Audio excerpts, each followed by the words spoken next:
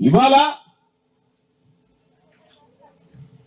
మన కాలనీలో మన ఊర్లో పంటే అన్ని చూస్తా ఉన్నాం. గతంలో కూడా వివక్షలు చాలా చూసాం. మన గ్రామంలో చాలా తక్కువ ఉంటుంది వివక్ష, కానీ ఒక్కొక్క గ్రామంలో విపరీతంగా ఉంటుంది.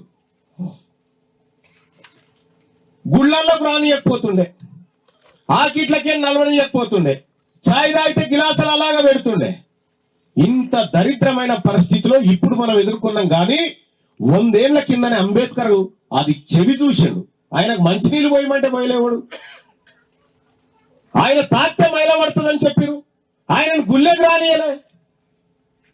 కానీ ఇవాళ ఆయన చేతిలో ఉన్నటువంటి పుస్తకం ఏదైతే కనిపిస్తా ఉందో అంబేద్కర్ చేతిలో, ఆ పుస్తకం ప్రకారమే ఈ దేశంలో శ్రీరాముడు కూడా నడవాలి. ఆ పుస్తకంలో ప్రకారమే యేసుక్రీస్తు నడవాల్సింది. ఆ పుస్తకం ప్రకారమే ఆఖరికి వాళ్ళ బతకడానికి అందులో హక్కులు ఇచ్చిండు, మత స్వాతంత్రం హక్కులు ఇచ్చిండు అంబేద్కర్. దేవుళ్ళో కూడా ప్రాణం పోసిన మనిషి మామ అంబేద్కర్. ఇలా అటువంటి అంబేద్కర్ విగ్రహాన్ని మన ఊరు ప్రారంభంలో పెట్టుకోవడం అంటే ఎంత పెద్ద ధైర్యం ఉండాలి మనకి, ఎంత పెద్ద అండ ఉండాలి మనకి. ఇవాళ బాబాసాహెబ్ అంబేద్కర్ ఏప్రిల్ 14న పుట్టిండు. ఇదే జ్యోతిబా పూలే గారు, బాబాసాహెబ్ అంబేద్కర్ నా గురువు అని ఎవరైతే భావిస్తాడో జ్యోతిరావు పూలే గారిని నా గురువు అని భావించిండు. ఆయన పుట్టినరోజు ఇప్పుడే ఉన్నది. ఈ ఏప్రిల్ మాసం అంతా మన మహనీయులు పుట్టిన రోజులున్నాయి. మన మహనీయులు పుట్టిన రోజుల్లో మనకేం చెప్తా ఉన్నారంటే ఈ ఏప్రిల్ నెల అంటే ఏప్రిల్ ఫూల్ అని చెప్తా ఉన్నారు. ఏప్రిల్ నెల అంటే ఏప్రిల్ ఫూల్ అని చెప్తా ఉన్నారు. కాదు, ఇది పవిత్రమైన మాసం. ఇది ఇలా మనం అందరం కూడా గర్వంగా గొప్పగా బతికేలా మనకు హక్కులు ప్రసాదించినటువంటి మహనీయులు పుట్టినటువంటి మాసం ఇది. ఇలా ఈ నెల మొత్తం నా సోదరులు అందరు కూడా అంబేద్కర్ మాలనేరి. ఈ నెల మొత్తం అంబేద్కర్ మాలనేరి. ఆయన ఆశయాన్ని ముందుకు తీసుకుపోండి. ఇలా మీ అందరికీ తెలుసు, నేను చేస్తున్నటువంటి పోరాటంలో ఈ గ్రామ యువత పార్టీలకు అతీతంగా నాకు వెన్నుదన్నుగా నిలబడ్డది. మీరిచ్చిన ధైర్యంతో ఇవాళ రాష్ట్రంలో ఒక భారీ ఉద్యమాన్ని ప్రజాక్షేత్రంలోకి తీసుకురాబోతా ఉన్నాం. కానీ ఒకటై చెప్తా, నేను ఇక్కడ పుట్టుక మీ మధ్యలో పెరిగినటువంటి ప్రతి విషయాలు మీకు అందరికి తెలిసినే. నేను పోయినటువంటి క్రమంలో ఎక్కడన్నా ఈ గ్రామస్తులు పోయి తీన్మార్మలన్న మా ఊరి బిడ్డాయా అని గర్వంగా చెప్పుకునేటట్టు చేసినా, చెడగొట్టే పని చేసినా మీరు ఒకసారి అర్థం చేయండి. ఎక్కడికి పోయినా ఈ బిడ్డ మా ఊరి బిడ్డ, మా అన్న, మా సోదరుడు, మా తమ్ముడు గర్వంగా. ఇవాళ ఒకసారి మందకృష్ణ మాదిగ గారు నా స్టూడియోకి వచ్చారు.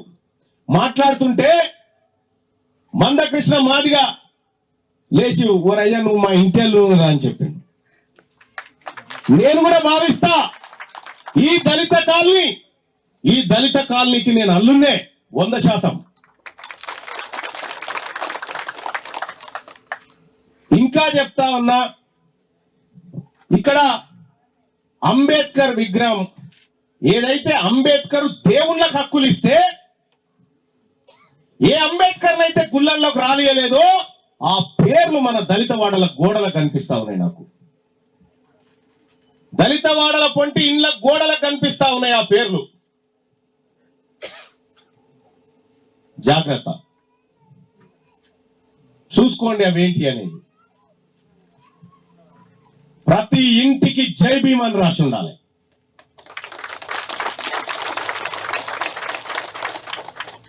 ఇక ఈ కార్యక్రమం ఏదైతే జరుగుతా ఉందో, నిజంగా ఈ యువకులను చూస్తే నాకు చాలా హ్యాపీగా ఉంది. నా దగ్గరికి మనోళ్ళు వచ్చి డప్పులు కొనియమంటే నేను సీరియస్ అయ్యేది. ఎన్ని రోజులు కొడతారు ఇంకా అని. ఎన్ని రోజులు కొడతారు ఈ కొట్టుడు? ఎన్ని రోజులు ఎగురుతాం? ఎన్ని రోజులు దుంకుతాము? ఆ వచ్చి తలగబడ్డాయిగా డీజేలు పెట్టుకొని తీసుకుపోతారు. రాదా సావేదో. ఎన్ని రోజులు కొట్టాలి? ఎన్ని రోజులు ఎగరాలి? వాళ్ళు మద్యం పోపిస్తే తాగాలి, ఎగరాలి, దుంకాలి, పోవాలి. ఇదా గంధం నారాజు? ఇట్రా, ఇది కాదు కదా మన బతుకు. ఇవాళ ఒక బీసీ నాయకత్వం మీద నేను పోతా ఉన్నటువంటి క్రమంలో ఆ చేరైనా ఆ క్రమంలో నేనేం చేసినా వాళ్ళు హెలికాప్టర్లు వాళ్ళే ఎక్కుతారా అని చెప్పి నేను ఒకటి వేసుకొని పోయిన అన్నాడు.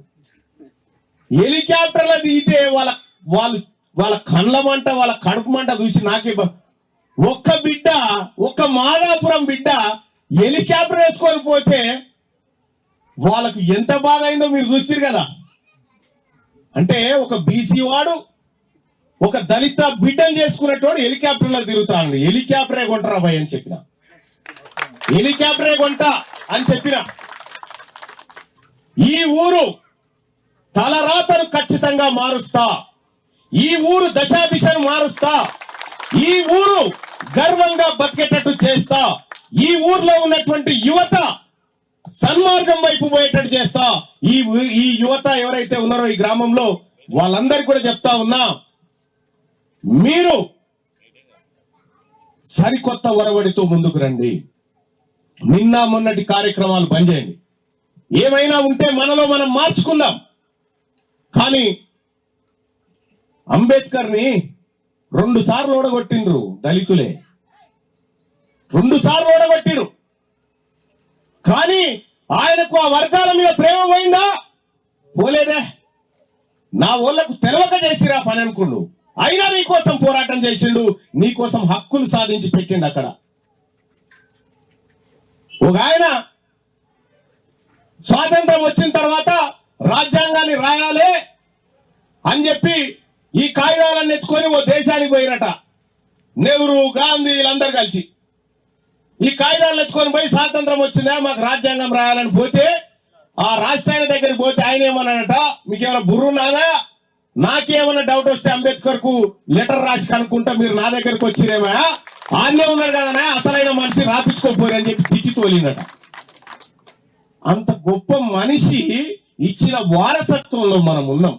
ఇలా అంబేద్కర్ జయంతి గాని, మహనీయుల జయంతి గాని ఇలా దుర్గమ్మ పండుగ చేసినట్టు చేయాలి. మనం ఇలా పండుగ చేసినట్టు చేయాలి ప్రతిసారి. ఇవాళ ఈ మాదాపురం గ్రామంలో అంబేద్కర్ విగ్రహావిష్కరణ కార్యక్రమం చాలా గొప్పగా జరుగుతూ ఉంది. ఈ జరిగేటువంటి క్రమంలో మీరందరూ కూడా ఐక్యంగా ముందుకొచ్చి ఇలా తెల్ల బట్టలు ఇదే నమూనాలో కనిపించాలి. ఎప్పటికీ వీలైతే చూసుకోరు. ఇదే నమూనాలో మీరెవ్వరికి తక్కువ కాదురా పోయి మేమందరికంటే ఎక్కువ నిరూపించాలి. ఆ తరీకలో మీరు మంచిగా రెడీ కావాలా, మంచిగా అన్ని వసతులు వాడుకోవాలి. అన్ని వసతులు వాడుకొని పైకి రావాలా. మీరందరూ ముందుకు వచ్చే క్రమంలో మీ సోదరుడు, మీ ఆడబిడ్డను చేసుకున్న సోదరుడు తీన్మార్ మల్లన్న ఎల్లప్పుడూ మీకు అండగా ఉంటాడని చెప్పి తెలియజేస్తా ఉన్నా. మా మామ ఎప్పుడు అల్లుడా అల్లుడా అని పిలుస్తా ఉంటాడు నన్ను. ఆ జామ పండ్లు ఏవో పండ్లు అమ్మేటప్పుడు. అంటే అంత మంచి రిలేషన్ ఈ గ్రామంలో ఉంది. ఈ గ్రామమే దేశానికి ఆదర్శం కావాలి, ఈ గ్రామమే ఈ రాష్ట్రానికి ఆదర్శం కావాలి. మనం ఎంత ఐక్యంగా ముందుకు పోతా ఉన్నామో అంతే ఐక్యంగా మనం సాధించుకోవాల్సినటువంటి అంశాలు ఎన్నో ఉన్నాయి. సో కాబట్టి మీరందరూ కూడా మరింత ముందుకు వచ్చి మన మహనీయుల చరిత్రను మన భవిష్యత్ తరాలకు తెలియజేయాలి. ఇప్పుడు మన ముత్తాత ఎవడో మనకు యాదికే ఉండదు, ముత్తాత ఎవడో మనకు యాదికే ఉండదు. కానీ 1956లో చనిపోయినటువంటి అంబేద్కర్ బొమ్మ ఇంకా యాదికి పెట్టుకుంటున్నాం. ఆడ హైదరాబాద్ లో 125 అడుగుల ఎత్తుతో ఉంది. ఒకసారి మీ పిల్లల్ని గట్టుపండి గుట్టల పొంటి తీసుకుపోకుండా గడ్డ తీసుకుపోయి ఒకసారి చూపెట్టినాడు ఆయన. ఆ ట్యాంక్ బండ్ కాడికి పోతే ఆడ కనిపిస్తాడు, తీసుకుపోయి ఒకసారి ఎగ్జిబిషన్ పోయి తీసుకుపోయినారు. నేను 2 బస్సులు పెడతాను ఏమన్నాడు, తీసుకొని పోయి అందరినీ 2 బస్సులు పెడతా, పోయి అంబేద్కర్ విగ్రహాన్ని చూసినా పోరు. అట్లా పోయి ఆయన పెట్టిన భిక్షతో నడుస్తున్న అసెంబ్లీని చూసినా పోరు అడిగి పోయి. ఇవాళ ప్రతి మెతుకు అంబేద్కర్దే, మనం తింటున్న ప్రతి మెతుకు ఆయన పెట్టిన భిక్షమే. కాబట్టి మీరందరూ కూడా అంబేద్కర్ ఆశయాలను, పూలే ఆశయాలను ఈ గ్రామంలో సంపూర్ణంగా నింపాల్సినటువంటి అవసరం ఉంది. అదే విధంగా ముందుకు పోవాల్సినటువంటి అవసరం ఉందని గుర్తు చేసుకుంటూ